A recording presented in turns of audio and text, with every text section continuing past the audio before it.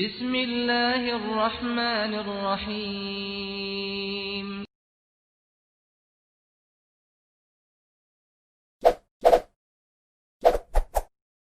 Subscribe, like, and share. Bismillahirrahmanirrahim. Alhamdulillah wa syukru lillah. Thumma salatu wassalamu ala rasulillah. Nabiyyina Muhammad ibn Abdullah wa ala alihi wa sahabihi wa mawala.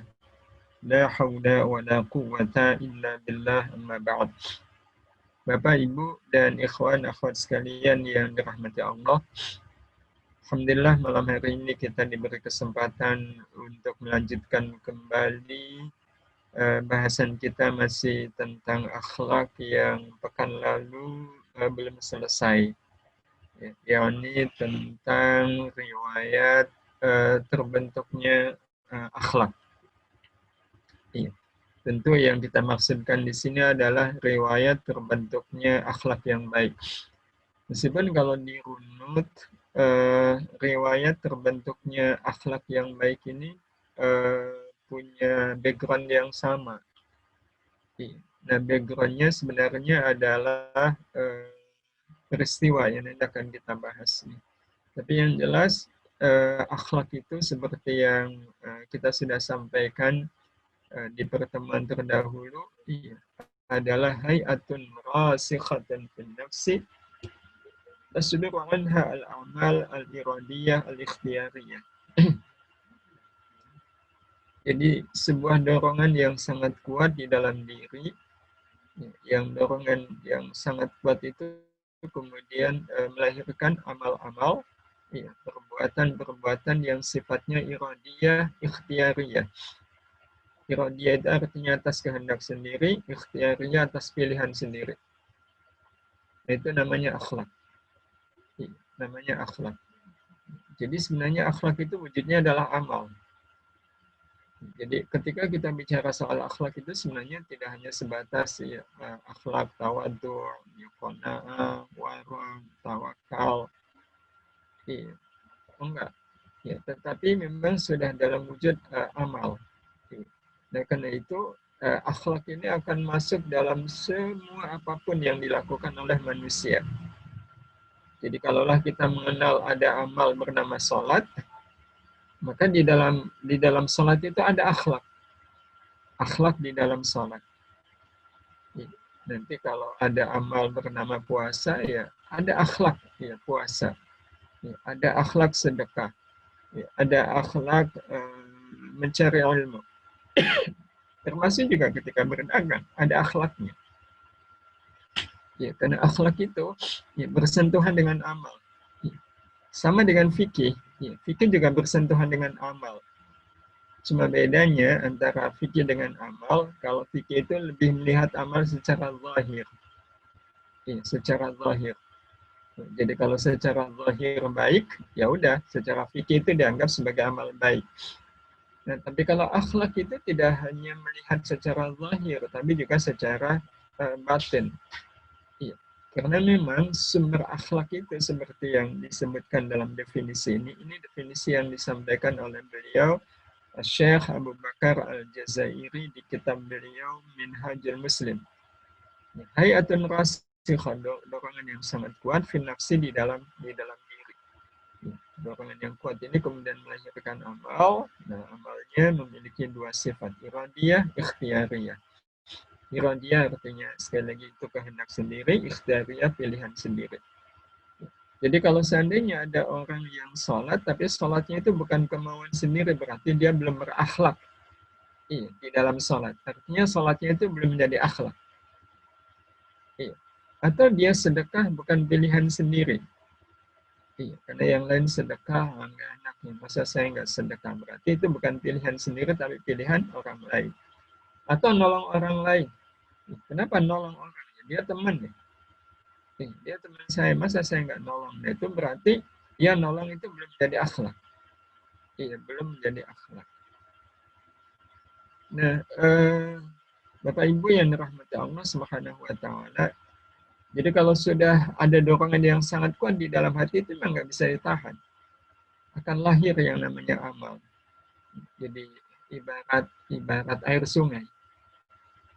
Yang namanya air sungai kalaupun dibendungkan dia akan terus mengalir dan dia akan melampaui bendungan itu.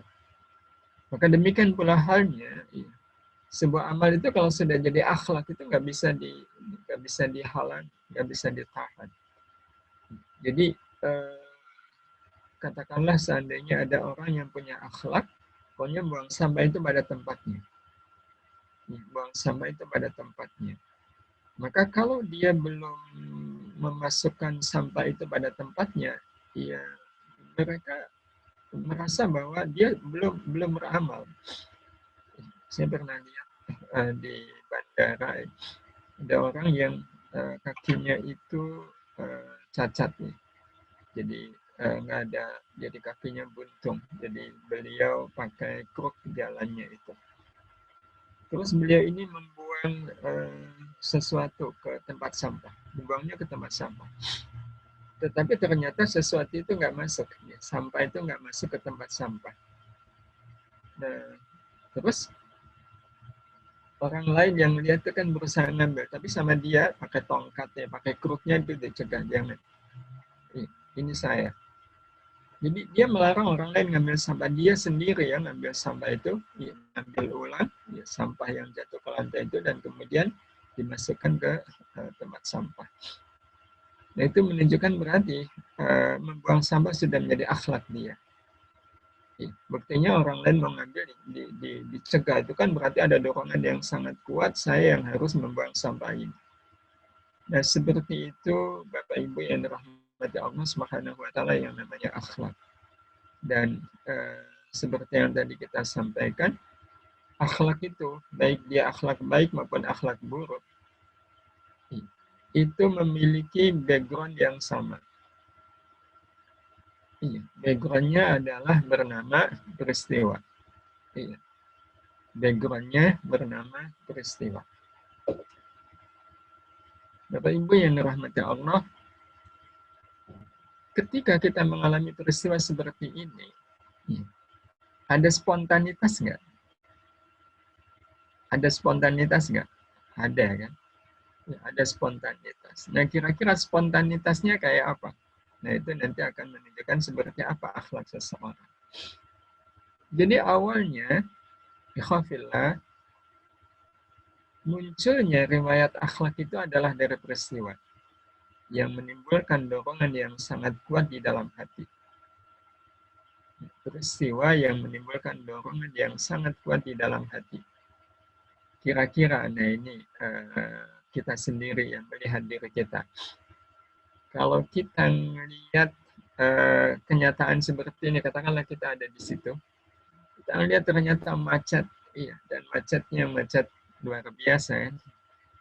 Ini yang dari belakang maju ke depan ada mobil, kendaraan yang juga sama-sama maju, tabrakan kan di sini ini. Kalau seandainya kita ada di sini, respon spontan kita kayak apa Bapak Ibu? Nanti kan ada dua kemungkinan. Ada positif, ada negatif. Nah itu akan menunjukkan akhlak seseorang. Apakah akhlaknya terpuji atau tercela. Tapi sekali lagi peristiwa, itu yang bisa jadi akan menimbulkan dorongan yang sangat kuat di dalam hati dan meresponnya dengan tindakan yang ada kaitannya dengan peristiwa, yang respon ini bisa positif atau negatif. Kalau responnya positif itu akan melahirkan akhlak yang baik. Kalau responnya negatif berarti menunjukkan akhlaknya buruk. Bapak Ibu yang dirahmati Allah, ini riwayat terjadinya akhlak. Nah, tentu saja kita ingin semua peristiwa yang kemudian akhirnya menjadi realita kehidupan kita itu menjadi background bagi tumbuhnya akhlak yang baik di dalam diri kita. Karena sekali lagi, baik akhlak baik maupun akhlak buruk itu punya background yang sama, yaitu peristiwa. Sekali lagi, dalam kasus seperti ini, ada orang yang meresponnya dengan positif, dengan tindakan yang positif, dan ada yang meresponnya dengan tindakan yang negatif. Itu akan menunjukkan seperti apa akhlak seseorang. Jadi sama seperti pada contoh yang tadi saya kemukakan, melihat sampah. Sebagian orang menimbulkan dorongan, iya, sampah ini saya ambil dan saya buang ke tempat sampah. Itu berarti responnya positif, dengan mikir macam-macam. Tapi bisa jadi ada orang yang meresponnya, siapa sih buang sampah kok sembarangan, nggak tanggung jawab. Dia cuma ngedumel tapi nggak ada aksi yang nyata untuk membuang sampah itu. Nah itu berarti dia merespon sampah itu dengan respon yang negatif. Dan kalau ini berulang secara konstan, ya akhirnya bisa menjadi akhlak dia. Nah, karena itu Bapak Ibu yang dirahmati Allah Subhanahu wa taala, harus ada upaya ya, bagaimana agar realita yang ada dalam hidup kita itu menjadi kebaikan. Dan itu memang sudah didesain. Setiap realita itu sebenarnya bisa menjadi kebaikan. Walaupun akhirnya bisa juga menjadi keburukan. Nah, itu tergantung bagaimana kita. Ya, tergantung bagaimana kita. Tapi yang jelas memang tidak gampang untuk menjadikan setiap realita yang ada dalam hidup kita secara otomatis menjadi kebaikan. Karena antara realita dengan kebaikan itu ada jurang yang amat sangat terjal. Yang tidak mungkin ya realita begitu saja akan menjadi kebaikan. Harus ada yang menghubungkannya. Jadi menghubungkannya adalah jembatan. Apa nama jembatannya? Nama jembatannya adalah kalimat yang baik. Kalimat yang baik.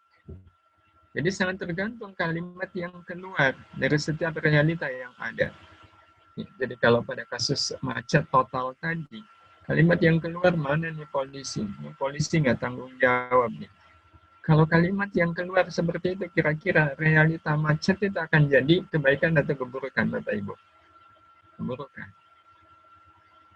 Iya. Tapi kalau kalimat yang keluar, subhanallah. Iya. Nah, mungkin ini terjadi tanpa izin Allah. Sebenarnya tadi saya ada kesempatan ya, untuk belok ke kanan. Ya, tapi ternyata karena satu dua hal, akhirnya saya ikut arus lurus. Dan akhirnya macet seperti ini. Ya Allah, nggak mungkin ini terjadi kecuali pasti semuanya sudah dengan izin-Mu. Kalau itu kalimat yang keluar dari realita macet tadi, itu kalimat yang baik atau nggak baik? Itu kalimat yang baik. Kira-kira realita macet akan jadi apa? Akan jadi kebaikan. Nah, karena itu, Bapak Ibu yang dirahmati Allah Subhanahu wa taala, riwayat munculnya akhlak baik dan akhlak buruk sebenarnya bergantung pada sejauh mana kalimat yang keluar pada saat kita mengalami sebuah kejadian, mengalami sebuah realita.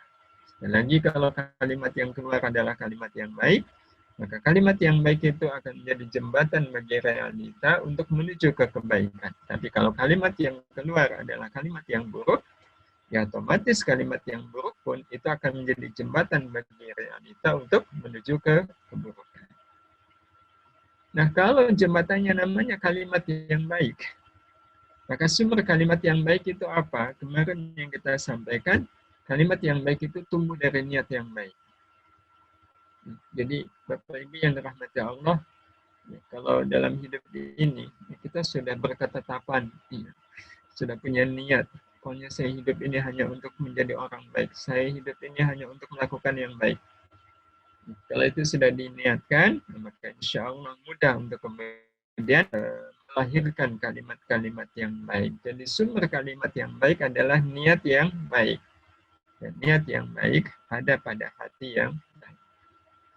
Itu karena itu, Bapak Ibu yang dirahmati Allah, kelak kita kalau bicara soal akhlak itu, ada kaitannya dengan soal bicara tentang hati. Nah, sebenarnya nggak salah, meskipun sekup pembicaraan akhlak itu tidak hanya seputar hati.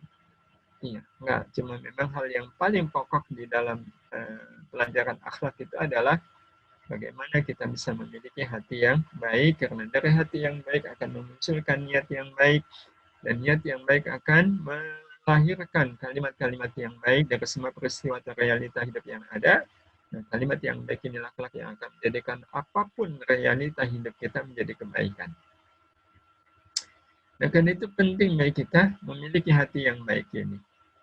Ya, karena Nabi Sallallahu Alaihi Wasallam sudah menyatakan, "Ala inna fil jasadi mudghah, idza salahat salahal jasadu kulluh, wa idza fasadat fasadal jasadu kulluh ala wa hiyal qalb."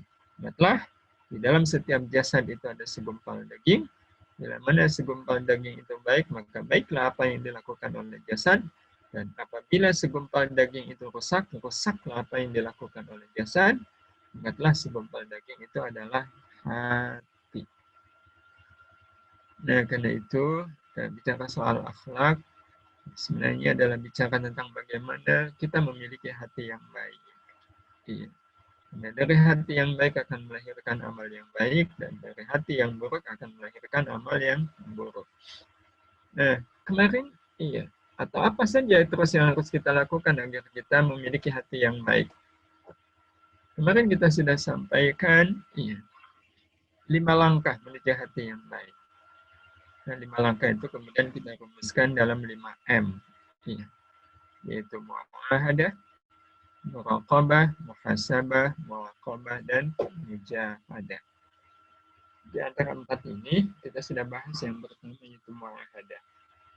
Yang inti dari mu'ahadah adalah meneguhkan kembali janji-janji kita kepada Allah Ta'ala. Lewat apa kita janji? Lewat kalimat tauhid, asyhadu an la ilaha illallah. Nah, kalimat la ilaha illallah ini sebenarnya adalah janji kita kepada Allah. Janji untuk menjadikan Allah sebagai satu-satunya yang segala-galanya dalam hidup saya. La ilaha illallah, tidak ada yang segala-galanya dalam hidup ini kecuali Allah. Nah, itu yang harus kita teguhkan. Ma fi qalbi ghairullah. Di hatiku ini nggak ada selain Allah. Di hatiku hanya ada Allah. Itu mu'ahadah namanya. Nah, mu'ahadah juga berarti menguatkan tekad, melakukan apapun semata-mata untuk taat kepada Allah. Jadi kita punya tekad yang sangat kuat.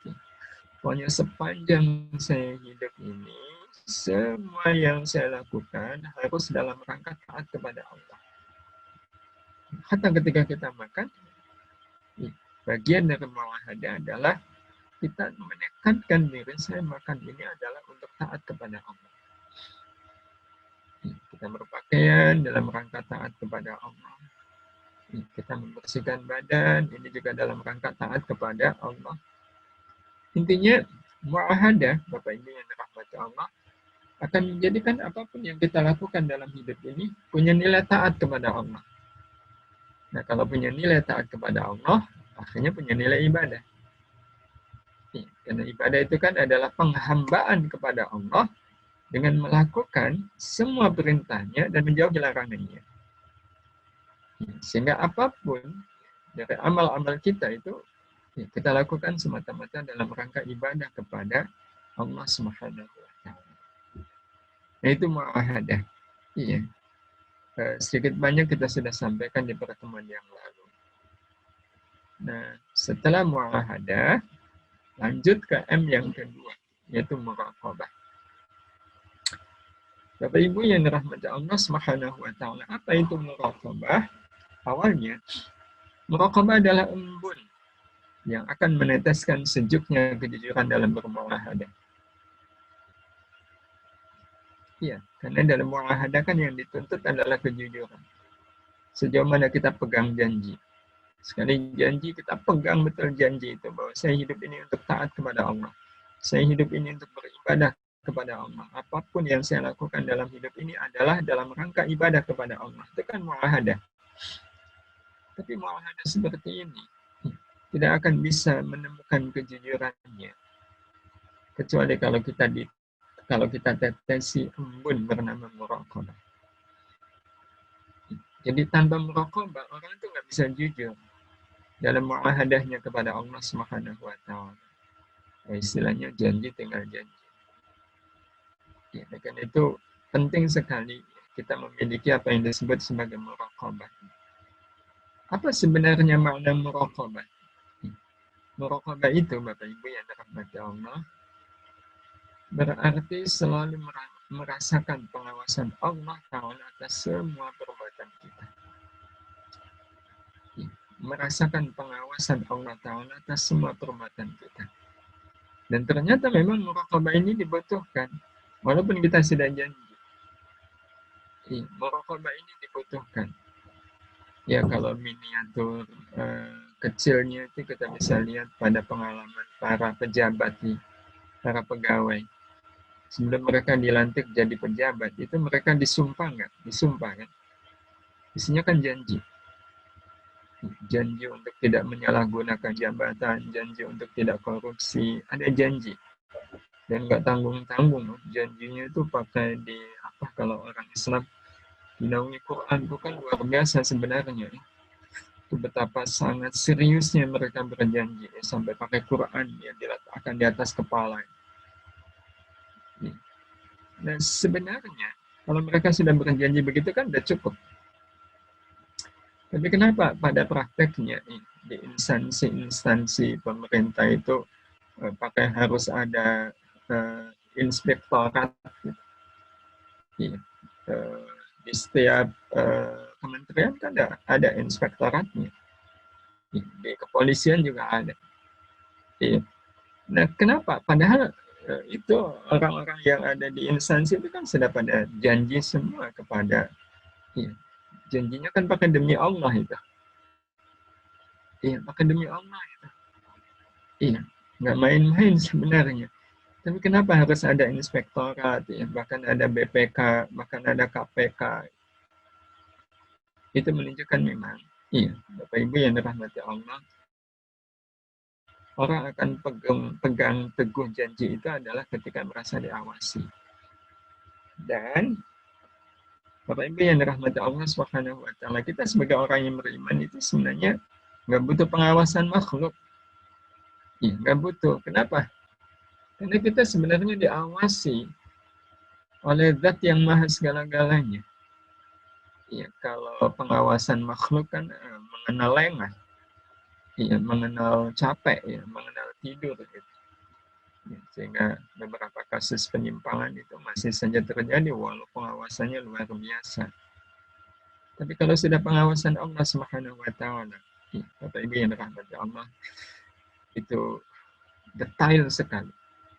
Dan itu 24 jam sehari. Tidak pernah lengah. La ta'khuduhu sinatu wala naum. Allah itu zat yang nggak pernah kena ngantuk, nggak pernah tidur, nggak. Jadi sebenarnya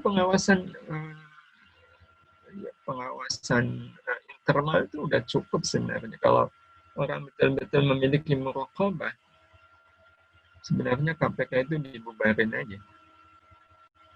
Ya lumayan kan biaya operasionalnya bisa dipakai untuk mensejahterakan rakyat. BPK juga jangan dibutuhkan aslinya. Karena muraqabah itu, Masya Allah. Nah, cuma inilah Bapak Ibu yang dirahmati Allah. Kenapa kadang muraqabah juga nggak mempan? Kenapa? Nah, kenapanya karena ini. Muraqabah itu punya mata air. Mata airnya adalah iman bahwa Allah Maha melihat apapun yang kita lakukan. Nah, ini mata airnya.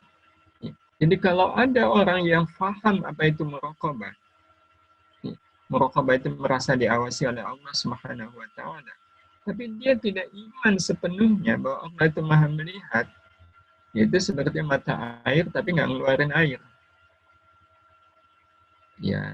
Berarti matanya bukan mata air lagi, itu mata kosong. Jadi orang kalau paham muraqabah itu merasa diawasi oleh Allah, itu hanya akan berpengaruh kalau orang yang merasa diawasi oleh Allah itu iman bahwa Allah itu melihat. Sebagaimana ini dinyatakan oleh Allah Subhanahu wa Ta'ala di surat Al-Ankabut ayat ke-45. Allah ya'lamu ma tasna'un. Allah itu mengetahui apapun yang kalian lakukan. Bapak Ibu yang dirahmati Allah, kalau kita betul-betul yakin Allah itu melihat apapun yang kita lakukan, itu sudah cukup untuk membuat kita benar-benar memegang janji kita kepada Allah Subhanahu wa taala. Janji untuk menjadikan hidup ini sebagai kesempatan untuk taat kepada Allah Subhanahu wa taala. Tapi inilah seperti yang tadi kita sampaikan, menjadi muhasabah tersendiri bagi kita. Kira-kira mata air muraqabah ini mengeluarkan air enggak? Iya. Nah, itu kita bisa lihat pada kasus ini, Bapak Ibu. Imankah kita bahwa Allah mengetahui apapun yang kita lakukan? Kita pasti akan mengatakan, iya, iman. Iya, di ayatnya tadi, Allah ya'lamu ma tasna'un. Bagaimana mungkin saya tidak iman? Iya, bagaimana mungkin saya tidak iman kalau Allah itu mengetahui apapun yang kita lakukan? Nah, kalau kita iman, Allah itu mengetahui apapun yang kita lakukan. Pertanyaan berikutnya, pernahkah kita melakukan satu perbuatan yang kita tahu Allah tidak menyukainya? Bapak Ibu yang dirahmati Allah, kalau kemudian kita masih mengatakan pernah, bahkan tidak cuma pernah, tapi sering. Nah, itu artinya, mata air muraqabah kita mengeluarkan air nggak, Bapak Ibu? Ya, walaupun kita mengaku beriman, tapi ini iman yang kosong. Ya, ibarat tadi, ada mata airnya bernama iman, tapi nggak keluar airnya. Ya, nggak ada manfaatnya. Ini yang kadang ya, Bapak Ibu yang dirahmati Allah sudah ingat soal muraqabah ini, ya Allah, kemana perginya muraqabah ini? Padahal kalau kita belajar dari sosok bernama kucing, kadang kita merasa tertampar dengan tamparan yang sangat luar biasa dari sosok bernama kucing. Iya. Kenapa kita merasa tertampar? Bapak Ibu bisa bayangkan kalau seandainya Bapak Ibu meletakkan ikan goreng di atas meja. Terus Bapak Ibu ada keperluan keluar sebentar. Cuma sebentar. Sebenarnya Bapak Ibu tahu kalau di ruangan itu ada kucing. Tapi Bapak Ibu melihat kucingnya lagi tidur. Nah, ini aman lah. Jadi diletakkanlah ikan goreng di atas meja, nggak ditutupi. Oh, saya keluarnya cuma sebentar. Begitu kita keluar, dan sebentar kemudian kita masuk lagi, ternyata si kucing ini sudah dalam posisi seperti ini. Iya, rupanya dia terusik oleh bau yang amat sangat menggoda. Bangun dia, udah di atas meja seperti ini. Tapi kita keburu masuk. Kita ngeliat kucing. Kucing pun melihat kita. Kita dengan kucing saling berpandangan mata. Kira-kira Bapak Ibu, apa yang akan dilakukan oleh kucing? Setelah kita melihat dia, kucing akan loncat, lari dan sembunyi. Kenapa si kucing loncat, lari dan sembunyi? Karena dia tahu perbuatan mengambil ikan itu perbuatan yang tidak disukai oleh yang punya ikan. Tahu dia. Dan itu dia memilih untuk lari. Itu yang melakukannya siapa, Bapak Ibu? Kucing. Yang aslinya dia tidak mengenal apa itu iman. Tapi dia lakukan itu. Iya. Nah, sekarang Bapak Ibu, apa jadinya kalau pas kita melihat kucing tadi sudah dalam posisi seperti ini? Kita pentelengin dia. Bukannya dia lari, bukannya dia loncat, malah dia semakin naik dan dengan tenangnya dia makan itu ikan di depan mata kita. Bapak Ibu merasa diapakan oleh kucing? Merasa diremehkan, betul? Merasa dilecehkan. Yang kalau seandainya pasti waktu itu Bapak atau Ibu pegang sandal, kemana itu larinya sandal? Kenapa dilemparkan ke kucing? Mongkol kan? Kurang ajar nih. Iya, dia sudah meremehkan saya. Dia sudah melecehkan saya. Betul begitu Bapak Ibu. Ya. Ini yang kadang membuat kita betul-betul tertampar dengan tamparan yang luar biasa oleh si kucing ini. Semua kita kan tahu cerita jelek orang lain itu Allah suka nggak Bapak Ibu? Enggak. Dan kalau kita cerita jelek orang lain, aslinya Allah itu tahu nggak? Tahu. Kalau aslinya, iya, Allah itu tahu dan kita yakin. Allah tahu, Allah dengar. Harusnya, pernahkah kita berhasil cerita jelek orang lain? Aslinya kan nggak akan pernah berhasil. Iya, betul Bapak Ibu. Iya. Tapi kita bisa bayangkan kalau ada orang yang tetap cerita jelek orang lain dalam keadaan dia yakin Allah mendengar, Allah melihat, Allah mengetahui. Berarti orang seperti ini sudah berlaku apa ke Allah? Ini yang menjadi berat bagi kita Bapak Ibu yang dirahmati Allah. Dan itu muraqabah, itu menjadi sesuatu yang harus ada dalam kehidupan kita. Nah, bagaimana caranya agar ada dalam kehidupan kita? Dan ternyata langkah yang kemudian harus diawali adalah kita mau melakukan muhasabah. Iya, mau melakukan muhasabah. Nah, ini M yang ketiga. Iya, karena tanpa muhasabah, muraqabah itu seperti nggak memiliki tempat. Iya, dan itu penting untuk muhasabah. Nah, apa sih sebenarnya muhasabah itu? Muhasabah berarti menengok ke belakang untuk mengevaluasi semua yang sudah kita perbuat. Jadi ibarat naik mobil kan sesekali kita melihat spion. Ya. Jadi kita juga perlu dalam hidup ini melihat spion.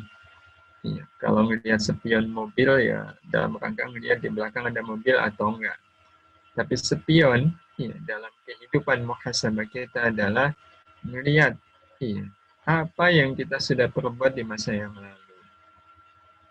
Dan itu Bapak Ibu, muhasabah ini adalah bagian dari kita melaksanakan perintah Allah Subhanahu wa taala. Ada di surat Al-Hasyr. Kalau nggak salah ayat yang ke-15. Allah Subhanahu wa taala berfirman, "Ya ayyuhalladzina amanu taqullaha wa tanzur nafsum ma qaddamat lighad wattaqullaha innallaha khabirum bima ta'malun." Wahai orang-orang yang beriman, bertakwalah kalian kepada Allah dan hendaklah setiap diri melihat ma qaddamat, apa yang sudah lewat. Nah, melihat apa yang sudah lewat itu lihat untuk melihat masa depan, untuk melihat hari esok. Dan kemudian diulang lagi, wattaqullah, bertakwalah kepada Allah. Innallaha khabirum bima ta'malun. Nah, innallaha khabirum bima ta'malun ini ada kaitannya dengan muraqabah. Innallaha, sesungguhnya Allah itu khabirun, maha mewaspadai, mengetahui apapun bima ta'malun yang kalian kerjakan. Ayat ini sebenarnya kata kuncinya ada pada ma qaddamat lihat. Kita diperintahkan untuk melihat ma qaddamat.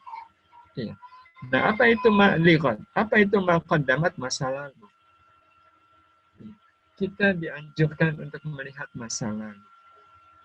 Ya. Nah, kita melihat masa lalu itu untuk apa? Tidak untuk mengenangnya. Iya, tidak. Tapi untuk mengevaluasinya. Nah, kita perlu mengevaluasi masa lalu itu untuk apa?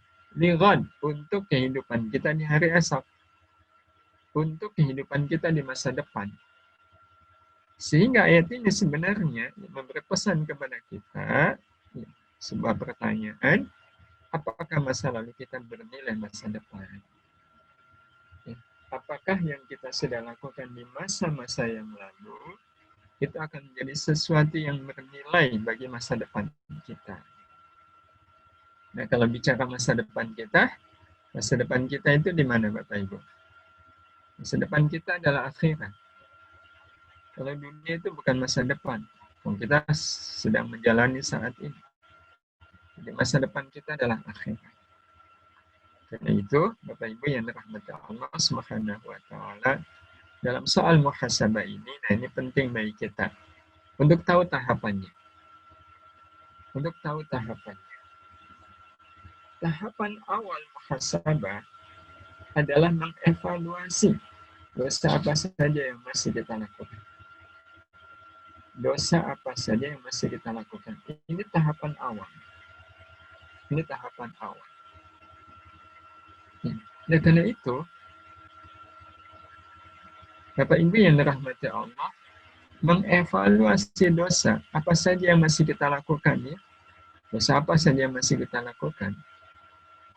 Nah, ini bagian dari wal tanzur nafsum ma qaddamat lighad. Ini tahapan waktu kita masih awal-awal dahulu. Iya, masih baru baligh, ya, masih remaja. Iya. Nah, di zaman itu memang fokus evaluasinya adalah dosa apa yang masih saya lakukan. Dosa apa yang masih saya lakukan. Nah, karena ini adalah tahap evaluasi paling awal, maka evaluasi soal dosa ini tidak boleh berketerusan. Tidak boleh berketerusan. Berketerusan itu artinya jangan sampai Bapak Ibu yang dirahmati Allah di usia yang sudah 30-an tahun, apalagi 40-an tahun, kok muhasabahnya masih muhasabah dosa apa nih yang saya lakukan? Dosa apa nih yang saya lakukan dalam hidup saya? Itu harusnya sudah lewat. Nah, terus harusnya apa? Nah, ini pertanda kalau kita naik kelas, muhasabahnya sudah ganti. Bukan lagi masih mengevaluasi hari ini dosa apa yang saya lakukan. Itu dulu waktu SMA masih pantas istilahnya. Masih pantas. Dosa apa nih yang saya lakukan? Sekali lagi, kalau waktu masih remaja itu masih pantas. Tapi kalau sudah dewasa, harusnya evaluasinya naik. Nah, apa evaluasinya? Naik. Jadi mengevaluasi amal apa saja yang belum bernilai ibadah. Di usia-usia sekarang ini, kan yang hadir saat ini bukan lagi pemula. Kalau bukan pemula, ya evaluasinya bukan lagi sekali lagi dosa, enggak. Dosa itu sekali lagi bagi pemula. Bagi pemula. Jadi ibaratnya kalau hidup ini kursus tahsin, nah kalau bagi para pemula, evaluasinya apa? Apa yang masih salah? Bagi para pemula itu apa yang masih salah nih? Okoknya masih salah, shotnya masih salah, nya masih salah. Jadi evaluasinya mana yang masih salah? Tapi kalau sudah tahsinnya jalan lama gitu, bahkan sudah 5 tahun, akankah kemudian evaluasinya masih soal salah dan benar? Kan sudah beda evaluasinya. Udah naik kelas. Evaluasinya adalah lancar nggak bacaannya, fasih nggak bacaannya, lagunya, nadanya, evaluasinya udah berubah, udah ganti. Kenapa? Karena bukan pemula. Sebenarnya kan sama. Dalam perjalanan hidup kita, sekali lagi yang hadir saat ini bukan lagi pemula. Bahkan bisa jadi ada sebagian yang sudah mau pengakhir. Maka evaluasinya harus naik. Amal apa saja yang belum bernilai ibadah. Jadi, kalau hari ini kita mau mengevaluasi diri kita, sekali lagi bukan hari ini saya masih berbuat dosa apa ya, enggak, udah lewat gitu. Tapi evaluasinya adalah tadi pagi saya sarapan saya bernilai ibadah enggak ya? Tadi pagi saya kedatangan tamu. Saya menerimanya. Apakah saya menerima tamu itu bernilai ibadah? Karena ternyata tidak semua orang perbuatannya otomatis bernilai ibadah. Kan ada caranya. Jangankan makan atau tidur. Banyak juga orang yang kelihatannya dia beribadah, tapi ternyata apa yang dia lakukan tidak bernilai ibadah. Betapa tidak sedikit orang yang sholat, yang sebenarnya sholat itu adalah ibadah, tapi ternyata sholatnya tidak bernilai ibadah. Nah, ini yang kemudian harus kita evaluasi. Dan evaluasi tahap kedua ini juga tidak boleh final. Ya. Dan masih ada proses evaluasi berikutnya. Apa itu? Nah, ini puncaknya.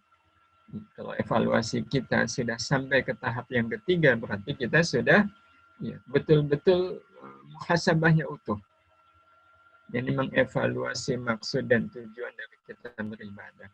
Jadi kalau dari tahap kedua tadi kita sudah bisa mengevaluasi, alhamdulillah, ya saya makan bernilai ibadah, semalam saya tidur juga insya Allah bernilai ibadah. Ya, kemudian saya bekerja juga insya Allah bernilai ibadah. Saya dagang insya Allah ya, bernilai ibadah. Alhamdulillah, iya kita berpakaian ini bernilai ibadah. Udah, nah, itu nggak boleh merasa puas, harus dinaikkan. Nah kita beribadah itu tujuannya apa? Iya, ibadah ini tujuannya apa? Bapak Ibu yang dirahmati Allah Subhanahu wa Ta'ala, ada yang mengatakan tujuannya adalah ridha Allah.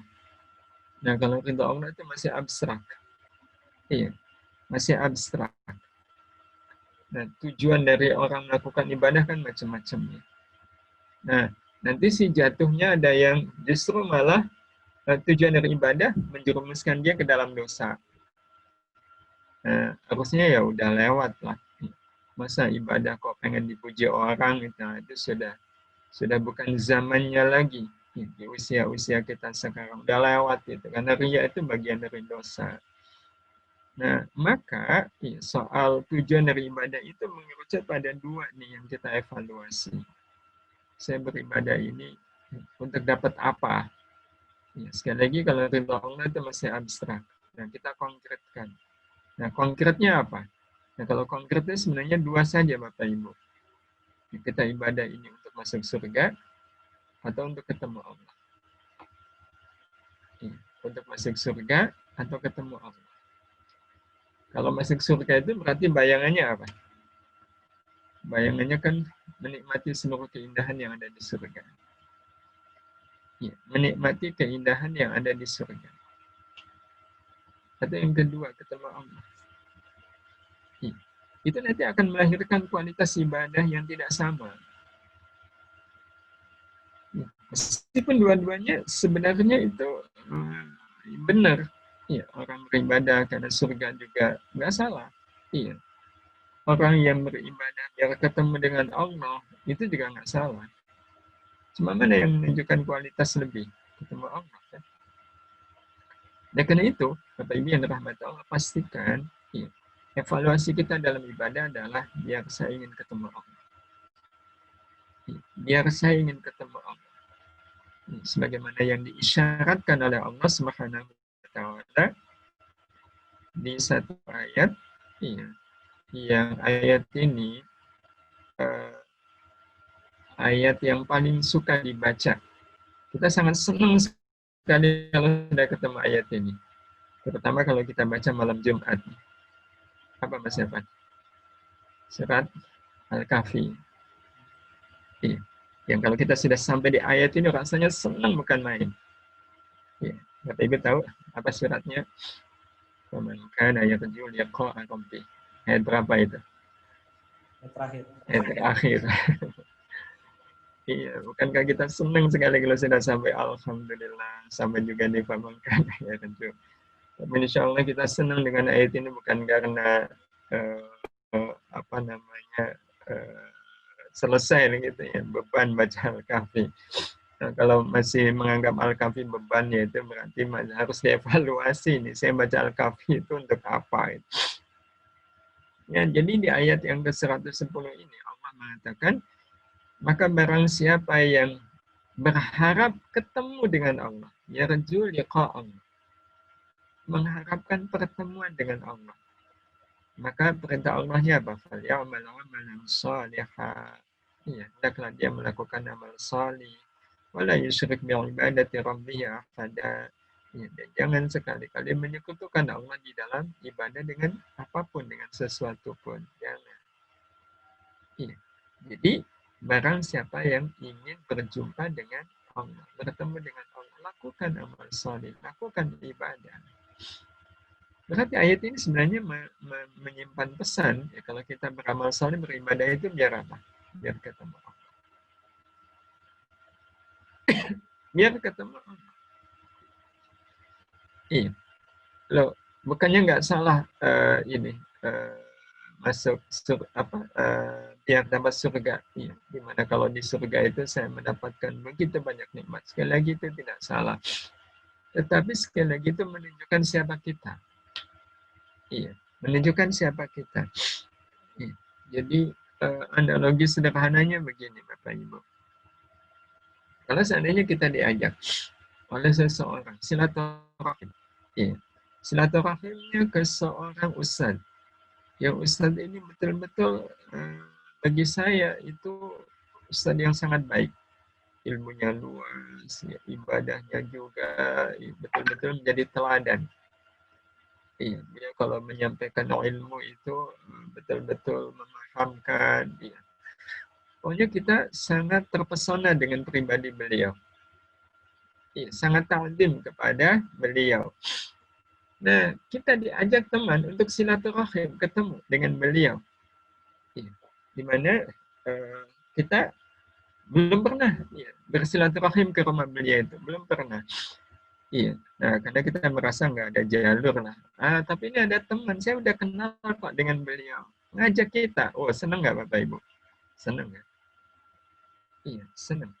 Nah, sudah masyhur itu, iya, siapapun orangnya yang silaturahim ke rumah beliau, itu pasti akan disuguh oleh beliau dengan makanan yang enak, minuman yang lezat. Wah, itu sudah masyhur. Iya. Pokoknya siapapun orangnya yang kalau silaturahim ke rumah beliau, pasti nanti disuguh makanan yang enak, minuman yang lezat. Dan kita juga sudah tahu. Nah, ini dia cuma. Kalaupun kemudian kita mengiyakan ya, silaturahim ke tempat beliau, itu yang kita tuju, makanan, minuman yang nanti akan disuguhkan oleh beliau atau ketemu beliau. Mana yang paling mendorong kita? Ketemu beliau atau menikmati makanan dan minuman yang disuguhkan beliau? Kan ketemu beliau. Iya, ketemu beliau. Bukan karena makanan dan minumannya. Kenapa? Karena saya sangat terpesona dengan pribadi beliau.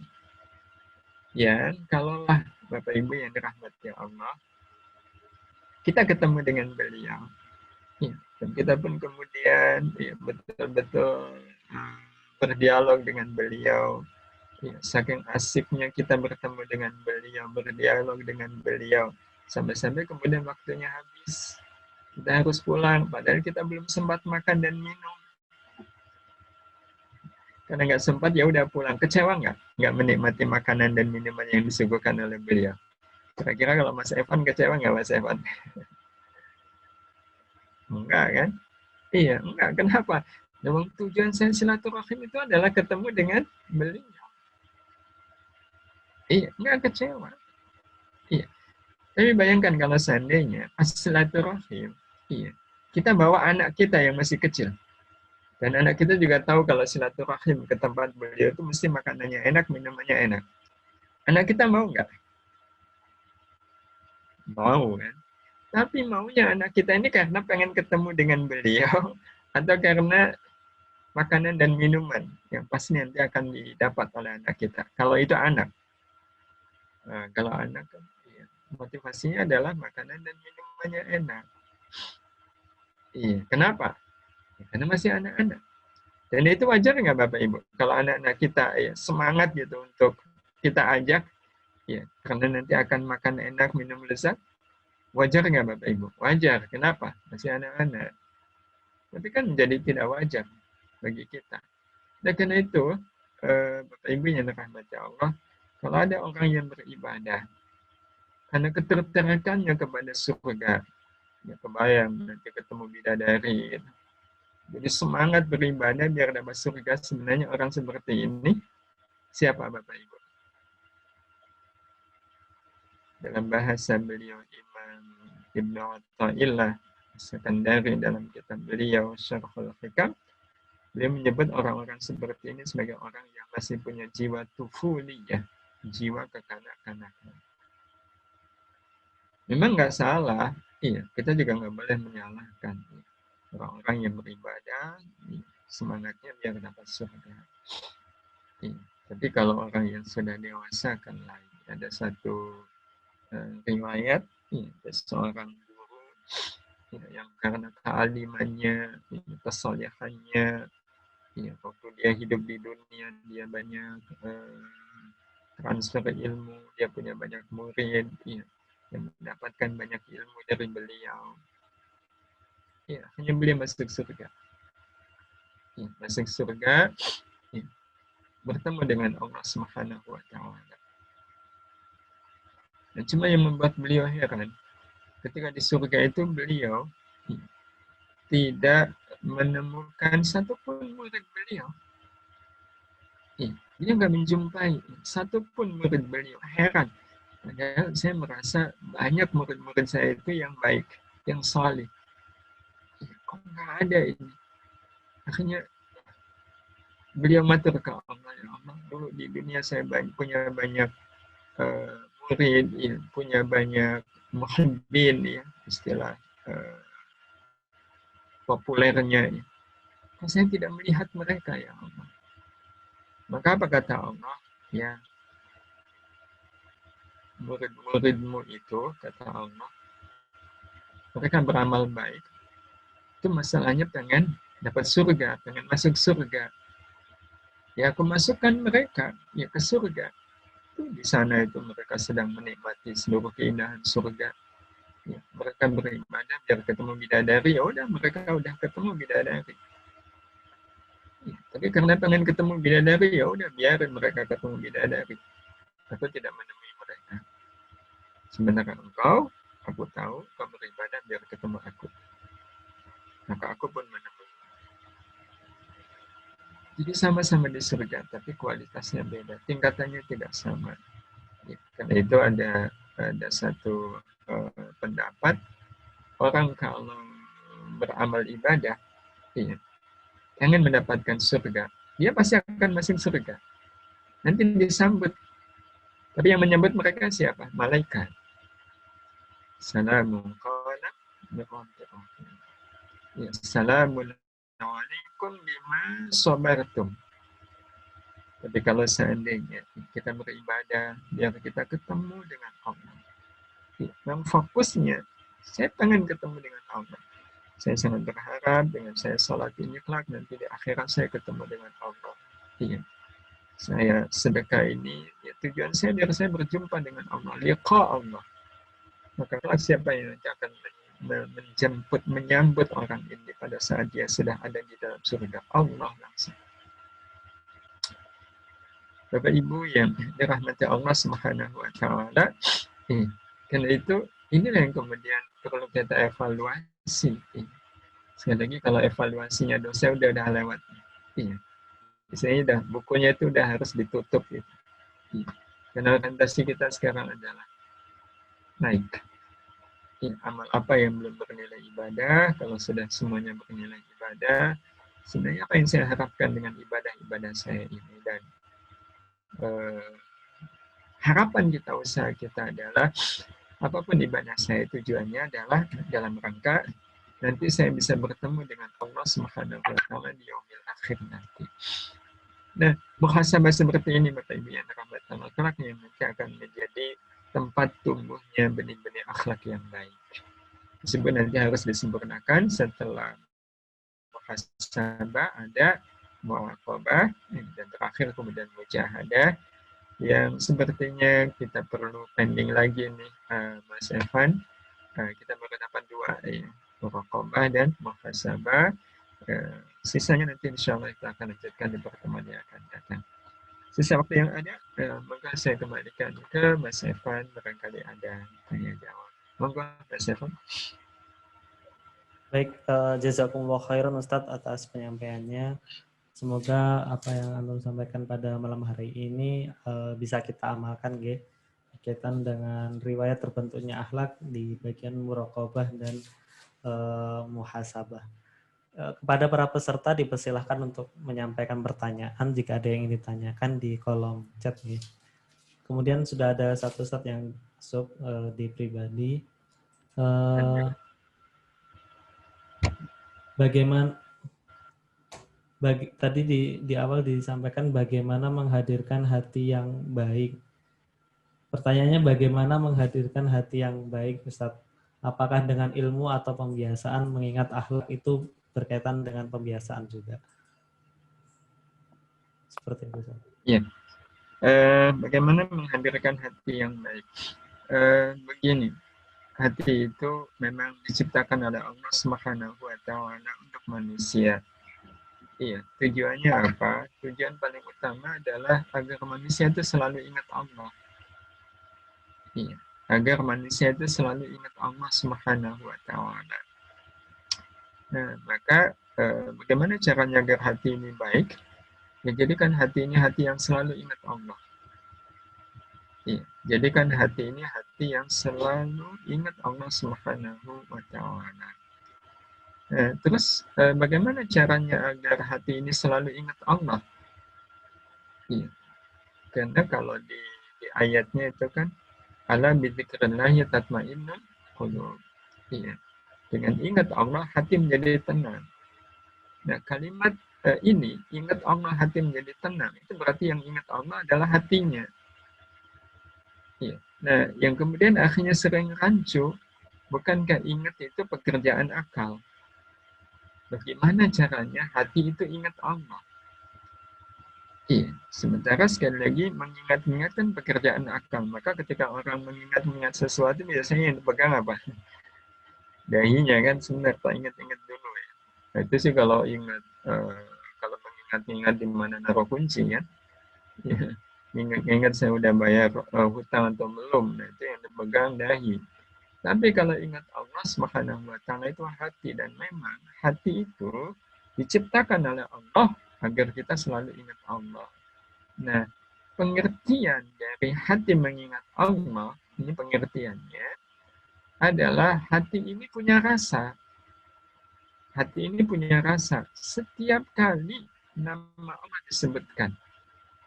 Setiap kali nama Allah itu dizikirkan. Iya. Zikir itu kan dalam pengertian yang lain artinya menyebut. Iya, makanya orang Jawa kalau nyuruh orang zikir kan nyebut apa, bilangnya apa? Nyebut gitu. Maksud nyebut itu ya ingat Allah. Jadi zikrullah itu menyebut nama Allah. Iya. Nah, maka seseorang itu akan dikatakan hatinya ingat Allah kalau hati ini ada rasa setiap kali nama Allah disebut, setiap kali nama Allah itu diingatkan. Iya. Nah, dan rasa itu menunjukkan kalau di hati kita ada iman. Nah, nanti kuncinya di situ. Iya. Karena kalau di hati ini nggak ada iman,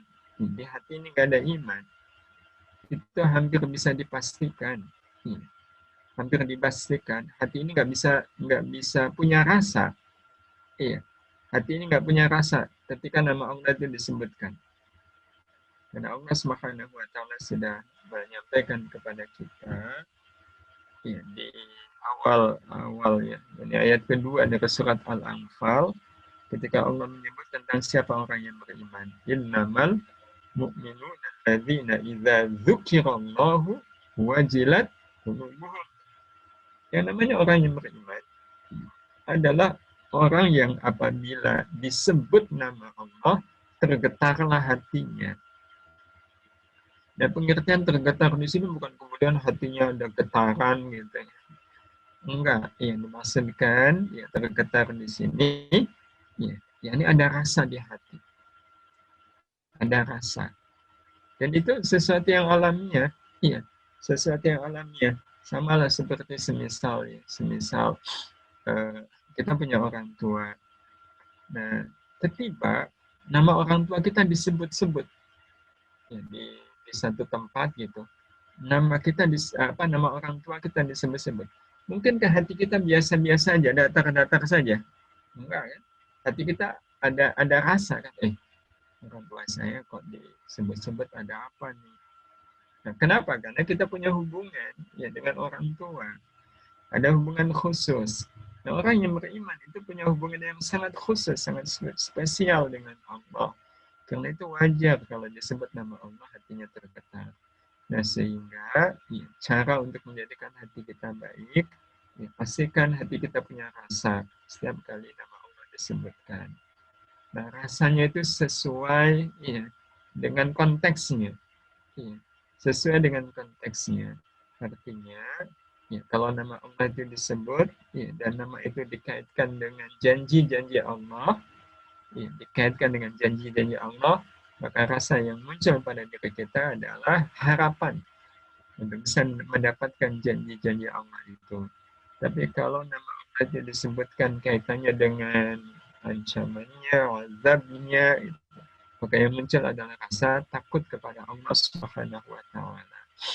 Iya, kalau yang disebutkan adalah tanda-tanda kekuasaannya, tanda-tanda keagungannya, hati kita merasakan betul betapa Allah itu Maha Agung, Maha Besar, Maha Kuasa, Maha Segala-gala.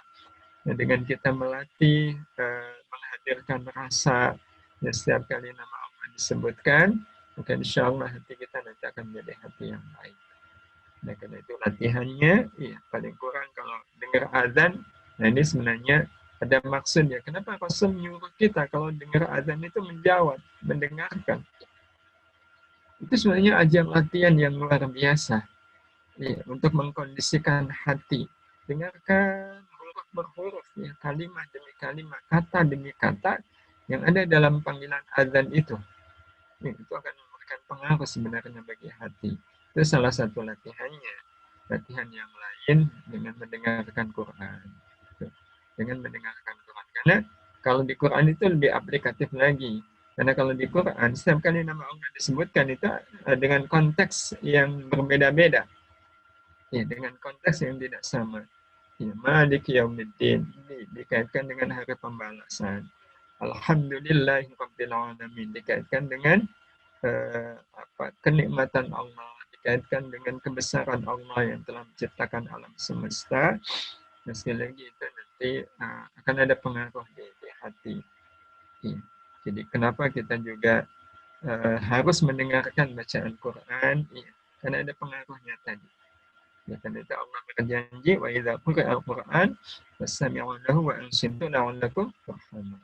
Apabila dibacakan Quran maka dengarkanlah, maka akan dapatkan rahmat.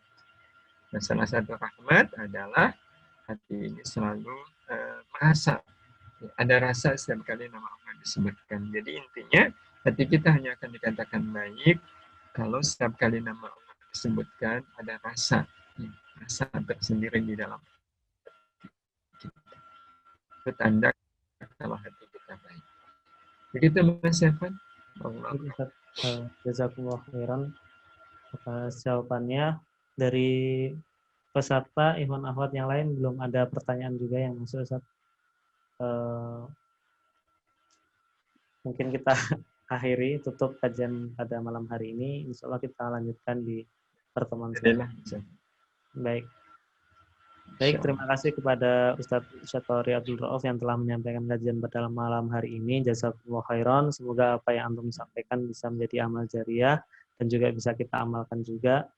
Kemudian juga kepada para peserta kami ucapkan, Bapak-bapak, Ibu-ibu, ikhwan akhwat sekalian, kami ucapkan terima kasih yang sebesar-besarnya. Dimohon untuk hadir kembali di pertemuan selanjutnya di setiap hari Jumat malam, ya. Malam Sabtu untuk kajian intensif virtual Kadis Sleman materi akhlak. Mari kita akhiri kajian pada malam hari ini dengan membaca alhamdulillah bersama-sama. Alhamdulillahirabbil alamin. Dengan doa kafaratul majlis, subhanakallahumma wa bihamdika nasyhadu an la ilaha illa anta nastaghfiruka wa natubu ilaik. Saya selaku host mohon undur diri, mohon maaf jika ada kesalahan dan kekurangan. Terima kasih. Wabillahi taufiq wal hidayah wa ridha wal inayah. Wassalamualaikum warahmatullahi wabarakatuh. Waalaikumsalam warahmatullahi wabarakatuh. Terima kasih Mas Evan, terima kasih semuanya.